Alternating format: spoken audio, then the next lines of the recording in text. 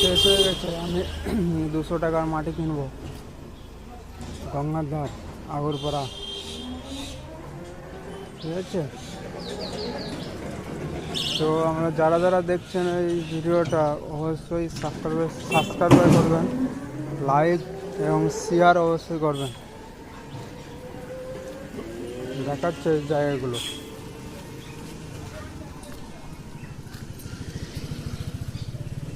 ঠিক আছে। এখানে অনেক কিছু পাওয়া যায় এবং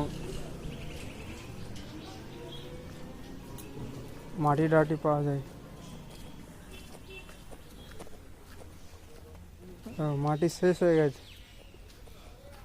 আটা মাটিটা, এখানেও ছিল অনেকটা মাটি।